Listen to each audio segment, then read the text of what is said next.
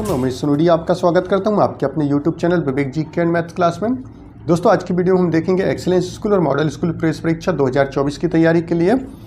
आज मैं वीडियो को लेकर के आया हूं और मास्टर वीडियो है आज का, जिसमें सारे टॉपिक आपके कवर होने वाले हैं और बहुत ही महत्वपूर्ण वीडियो। दोस्तों, इसको जो है आप देखना ना भूलें। यदि आप इसको नहीं देखते हैं तो बहुत सारी जानकारियों से आप वंचित रह जाएंगे। तो यहाँ पर देखिए, मैंने व्हाट्सएप ग्रुप भी बनाया हुआ है, टेलीग्राम ग्रुप भी बनाया, उसको ज़रूर ज्वाइन कर लीजिए। साथ ही पिछले सालों में विगत 5 वर्षों से मैं वीडियो बनाते आ रहा हूँ excellence school model school press परीक्षा को लेकर के। तो इसमें हज़ारों बच्चों का जो है सिलेक्शन हुआ है और यदि आप मेरे वीडियो को देखते हैं तो निश्चित ही आपको जो है सफलता प्राप्त होगी। मैं ऐसे वीडियो लेकर के आया हूँ जो कि मेरे जो पिछले 5 सालों के जो अनुभव हैं उसको लेकर के मैं आपको जो है वीडियो बना रहा हूं और बहुत अच्छे वीडियो हैं दोस्तों। दोनों लैंग्वेज में आपको मिलेंगे, हिंदी इंग्लिश दोनों में मिलेंगे। तो वीडियो को देखना ना भूलें, अंत तक ज़रूर देखिए दोस्तों। तो यहाँ पर हम वीडियो को स्टार्ट कर रहे हैं, सारे टॉपिक्स पे कवर होने वाले हैं आपके। तो यहाँ पर पहला क्वेश्चन हम देख रहे हैं, ओजोन क्षेत्र का निर्माण सर्वाधिक है। Formation of ozone hole is maximum over. तो जो ओजोन परत में जो छिद्र पाए जा रहे हैं वो आपको मिलेंगे दोस्तों अंटार्कटिका के ऊपर मिलेंगे। इसका कारण है क्लोरोफ्लोरोकार्बन, जो कि दक्षिणी ध्रुव में है दोस्तों अंटार्कटिका। स्टील मुख्यतः एक मिश्रण है लोहा एवं steel is mainly N alloy of iron and. तो जो स्टील बनता है वो किन किन चीज़ों से मिलकर के बनता है? लोहा में और कार्बन से मिलकर के स्टील बन जाता है। लोहा और कार्बन मिलाने से स्टील का निर्माण हो जाता है। आगे देखते हैं, आर्यभट्ट का प्रक्षेपण किया गया था। Aryabhata was launched on. तो आर्यभट्ट जो है कब लॉन्च किया गया था इसके बारे में हम देखेंगे। आर्यभट्ट जो है भारत के द्वारा छोड़ा गया पहला जो है उपग्रह था। तो इसको छोड़ा गया था दोस्तों 19 अप्रैल 1975 आप ज़रूर याद रखिए। आगे देखेंगे हम, भारत में प्रोजेक्ट टाइगर प्रारंभ किया गया। तो देखिए यहाँ पर project tiger in India was started in. तो स्टार्ट किया गया था 1973 में स्टार्ट किया गया था दोस्तों। प्रोजेक्ट टाइगर जो है भारत में 1973 में स्टार्ट किया गया था। अगला क्वेश्चन है, भोपाल गैस त्रासदी के दौरान जो गैस निकली थी वह है gas released during Bhopal gas tragedy was. तो मिथाइल आइसोसाइनाइड है, आपको मालूम है 1984 की घटना है, 1984 की घटना है। मिथाइल आइसोसाइनाइड जिसको शॉर्ट में मिक गैस कहा जाता है। तो मिथाइल आइसोसाइनाइड, तो यहाँ जो आंसर है वो है मिथाइल आइसोसाइनाइड, यहाँ पर सी आंसर हो जाएगा। अगला क्वेश्चन देखते हैं, प्रकाश वर्ष इकाई है। प्रकाश वर्ष इकाई है, light year is the unit of. दूरी की इकाई है, प्रकाश वर्ष जो है दूरी की इकाई है, यहाँ बी आंसर हो जाएगा। अगला क्वेश्चन है, पानी के एक गिलास में एक बर्फ़ का टुकड़ा तैर रहा है। जब बर्फ़ पिघलती है तो पानी के स्तर पर क्या प्रभाव पड़ेगा? An ice cube is floating in a glass of water, what happen to the water level when the ice melts it. तो जब बर्फ़ पिघल जाएगी तो क्या होगा, क्या प्रभाव पड़ेगा? उतना ही रहेगा। क्या रहेगा? आंसर क्या होगा? जो वाटर लेवल है उतना ही रहेगा, सी आंसर हो जाएगा। Remains the same, C answer होगा। अगला क्वेश्चन देखिए दोस्तों, सही जोड़े हमको यहाँ पर बनाना है। तो रक्त अल्पता एनीमिया जो है किस वजह से होता है? तो एनीमिया होता है लोह तत्व की कमी के कारण। गलघोंटू क्यों होता है? गलघोंटू होता है आयोडीन की कमी के कारण। रतौंधी होता है विटामिन ए की कमी के कारण और बेरी होता है विटामिन बी की कमी के कारण। बहुत महत्वपूर्ण क्वेश्चन मैं का वीडियो में लेकर के आया हुआ हूँ दोस्तों। आप जो है तो इसमें कमेंट्स ज़रूर करें कि वीडियो आपको कैसा लग रहा है। पर आप देखिए यहाँ पर मैच करना था, तो यहाँ पर जो आंसर है इसमें बी हमारा सही आंसर है, इसमें मैंने मैच करके बता दिया।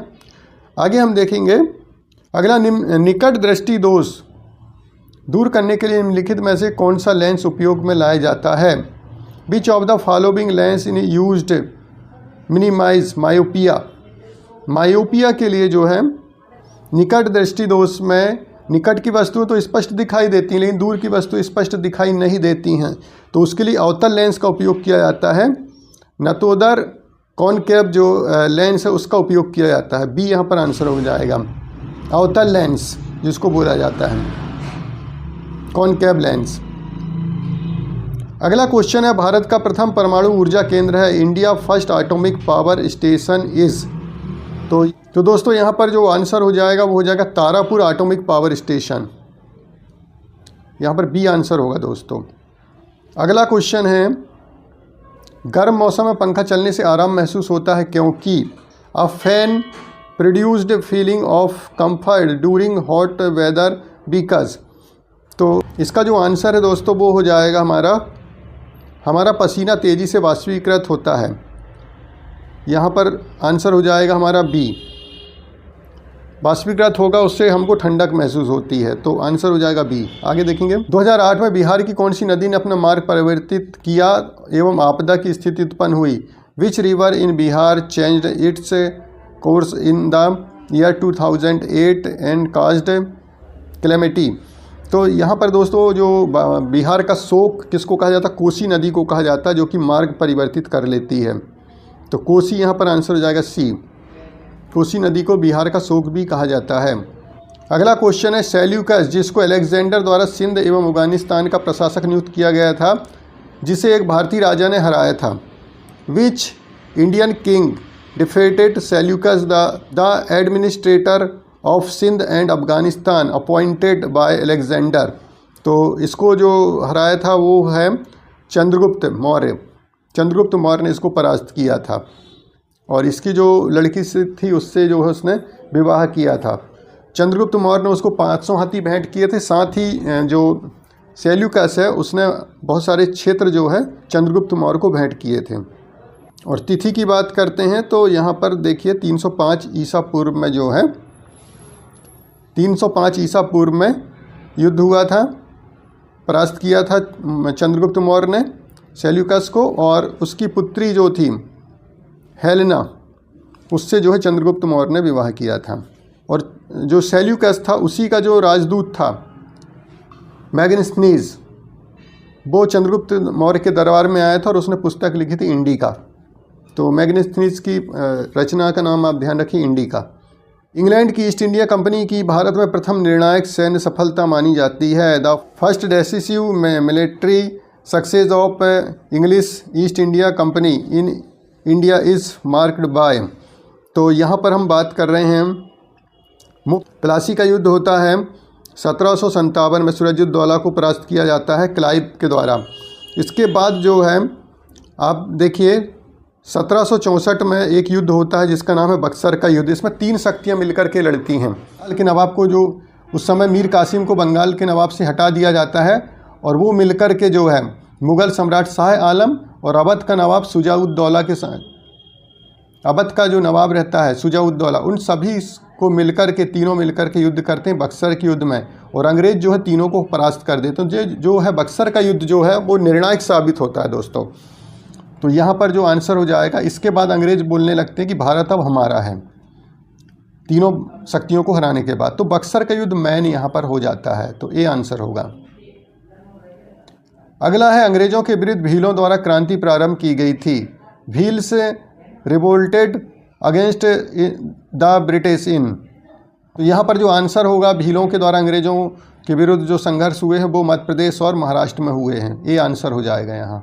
अगला क्वेश्चन है, आधुनिक इतिहासकार जिसने 1857 के विद्रोह को स्वतंत्रता की पहली लड़ाई कहा। The modern historian who called the revolt of 1857 as the first war of independence was. किसने कहा दोस्तों? तो बी.डी. सावरकर ने कहा। बी.डी. सावरकर ने जो है 1857 के विद्रोह को पहली स्वतंत्रता की लड़ाई कहा, बी.डी. सावरकर ने। आगे देखेंगे, बाल गंगाधर तिलक द्वारा राष्ट्रीयता को बढ़ावा देने हेतु अखबार निकाला गया। The newspaper brought out by बाल Gangadhar Tilak to promote nationalism was. तो यहाँ पर केसरी और मराठा जो है, दो उन्होंने अखबार चलाए थे।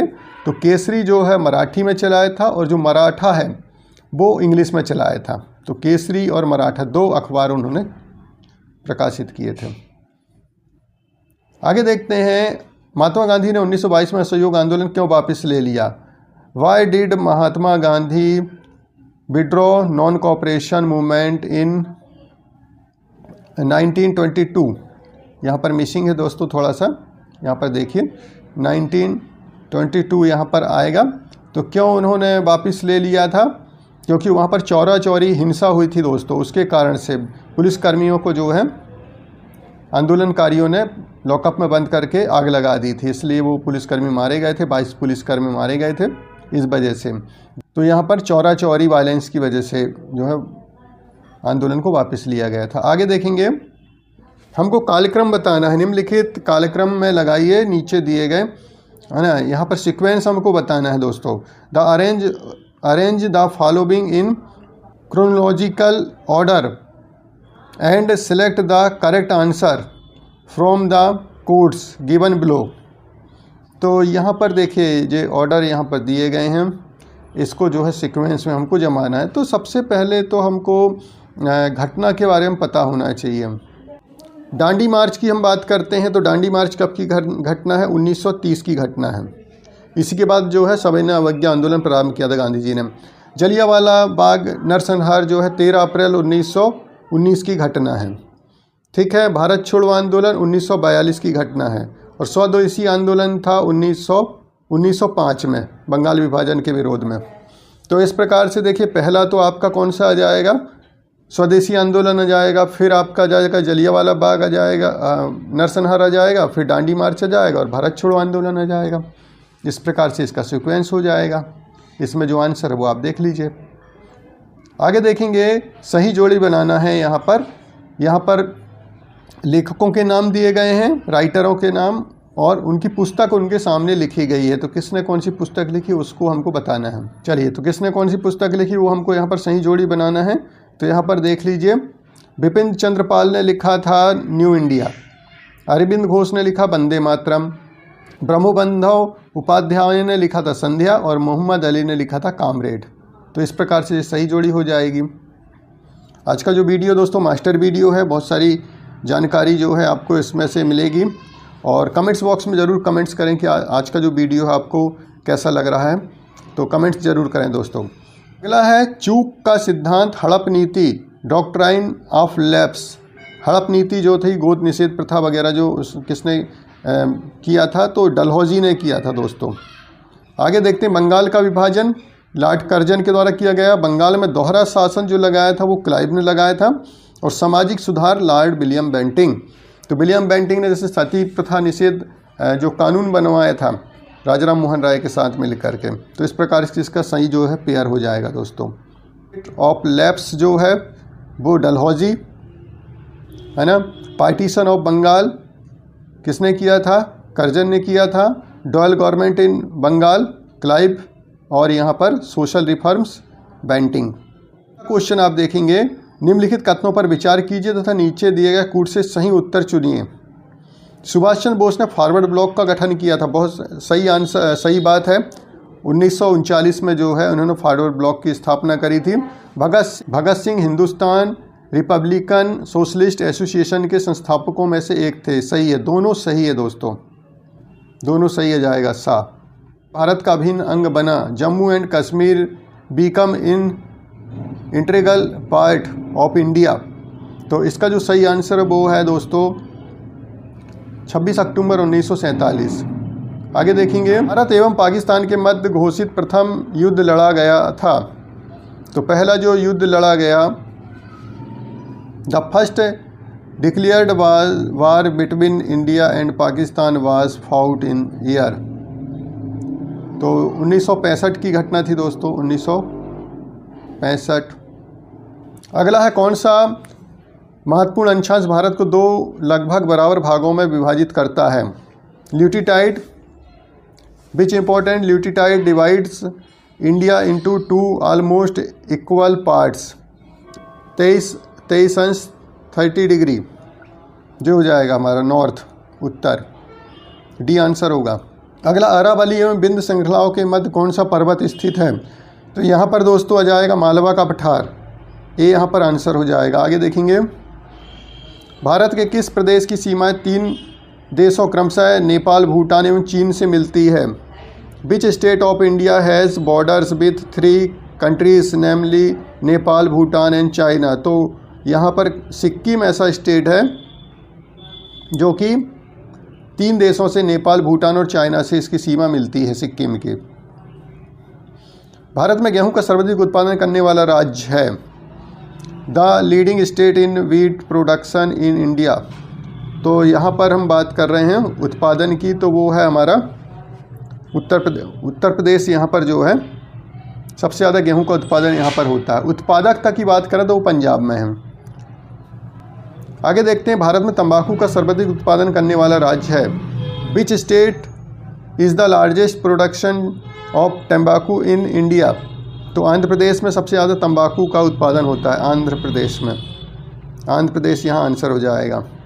अगला क्वेश्चन, एक सींग वाला गैंडा निम्नलिखित प्रदेशों में पाया जाता है। सींग वाला जो गैंडा है वो पाया जाता है असम में पाया जाता है, और कुछ जो है पश्चिम बंगाल में पाया जाता है। तो पश्चिम बंगाल और असम जो है दोनों जगह पे। तो असम खास करके आप ध्यान रखना, क्योंकि असम अक्सर पूछा जाता है। इनमें से कौन सा विकल्प अन्य तीनों से भिन्न है? Which of the following is different from the remaining 3। तो हेमेटाइट, मैग्नेटाइट, लेमोटाइट और बॉक्साइट। यहाँ पर दोस्तों आप ध्यान रखिए कि हेमेटाइट, मैग्नेटाइट और लिमोटाइट तीनों जो है लोहे के अयस्क हैं। लेकिन यहाँ पर हम बात करते हैं बॉक्साइट की, तो बॉक्साइट जो है वो एल्यूमिनियम का अयस्क है। तो यहाँ पर जो आंसर हो जाएगा हमारा वो हो जाएगा बॉक्साइट। तीनों से भिन्न है। अगला है, भारत में अधिकतम एवं न्यूनतम जनसंख्या के घनत्व वाले प्रदेश क्रमशः हैं। State with the highest and lowest density of population in India are respectively. तो यहाँ पर दोस्तों देखिए, यहाँ पर जब वर्तमान में हम बात करते हैं तो वर्तमान में बिहार और अरुणाचल प्रदेश है दोस्तों। तो यहाँ पर जो आंसर होगा वो हो जाएगा, सबसे अधिक जो जनसंख्या घनत्व है वो वर्तमान में बिहार में है, और सबसे कम जनसंख्या घनत्व अरुणाचल प्रदेश में है। तो यहाँ बिहार और अरुणाचल प्रदेश आ जाएगा। थोड़ी हमको बताना है यहाँ पर हीराकुंड बांध कहाँ पर? हीराकुंड बांध परियोजना है दोस्तों उड़ीसा में है। और हल्दिया रिफाइनरी कहाँ पर है? पश्चिम बंगाल में है। तारापुर परमाणु संयंत्र कहाँ पर है? महाराष्ट्र में है। और कंद्रेमुख पहाड़ियाँ है कर्नाटक में। बहुत महत्वपूर्ण क्वेश्चनों में से एक है। वीडियो आपको कैसा लगा दोस्तों कमेंट्स बॉक्स में आप ज़रूर लिखें। अपने जो है आउटपुट ज़रूर बताएं, ताकि मैं और मोटिवेट होकर के जो है वीडियो बना सकूं। आगे देखते हैं, निम्नलिखित को आकार के अनुसार घटते क्रम में लगाइए तथा नीचे दिए गए कूट के अनुसार चुनिए। यहाँ पर जो है हमारे ग्रह दिए गए हैं उनको हमको आकार के अनुसार जो है जमाना है दोस्तों। यहाँ पर देखिए 4 जो है ग्रहों के नाम दिए गए हैं। तो जिसमें जो है सबसे जो बड़ा है वो बृहस्पति है। इसके बाद दोस्तों शनि है, और फिर है यूरेनस है, और फिर पृथ्वी है। तो इसको अरेंज कर लीजिए आप, बृहस्पति, शनि और यूरेनस और पृथ्वी। तो इसका जो आंसर निकल के आ जाएगा 1, 4 और फिर 2, 1, 4, 2 और फिर आ जाएगा 3। तो सी यहाँ पर आंसर हो जाएगा दोस्तों। जुपिटर, फिर सैटर्न और फिर यूरेनस और अर्थ। भारत के संविधान में निर्धारित किए गए अनुसार लोकसभा में सदस्यों की संख्या अधिकतम हो सकती है। तो संख्या कितनी है दोस्तों? 550, और 2 को जो है राष्ट्रपति द्वारा मनोनीत किया जाता है। तो 552 हो जाएगा। सी आंसर हो जाएगा। अगला क्वेश्चन देखते हैं, भारत के संविधान के 44वें संशोधन द्वारा निम्नलिखित अधिकार को मौलिक अधिकार की श्रेणी से हटा दिया गया। तो 44वां जो संविधान संशोधन हुआ था, तो इसको कब हुआ था? 1978 में हुआ था। इसमें अधिकार जो हटाया गया था वो संपत्ति का अधिकार हटाया गया था।